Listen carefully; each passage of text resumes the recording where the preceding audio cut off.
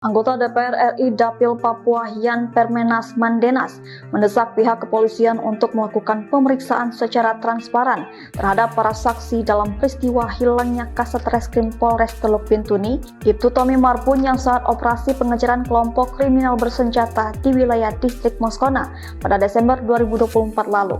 Yan Mandenas menyebut ada kekhawatiran tindakan intimidasi terhadap saksi-saksi yang bertugas di bawah komando pejabat yang kini memegang posisi strategis di daerah. Itu sebabnya, kata Yan, sangat penting untuk kepolisian mengumpulkan informasi secara objektif melalui olah tempat kejadian perkara dan pemeriksaan saksi-saksi yang bertugas bersama Ibtu Tommy Marbun saat itu. Yan lalu menyoroti insiden penembakan terhadap Ketua Komnas HAM Papua yang saat itu ikut dalam operasi pencarian. Dia mengingatkan aparat agar tidak membangun narasi cipta kondisi yang justru menyesatkan. Sebab menurutnya masyarakat di wilayah Moskona Barat dan Timur hidup relatif aman dan tidak mengalami ancaman dari kelompok yang disebut KKB atau OPM. Diakuinya jikapun ada kontak senjata, maka akan muncul persepsi serangan padahal bukan murni perlawanan dari kelompok KKB. Sementara Polda Papua Barat menutup pencarian tahap ketiga terhadap Ibtu Tommy Samuel Marbun. Kapolda Papua Barat Irjen Joni Isir mengatakan Polri telah mengerahkan kemampuan terbaik selama pencarian. Dalam penutupan operasi ini, Polri mengajak seluruh masyarakat untuk tetap menunjukkan empati dan bijaksana menyikapi berbagai isu.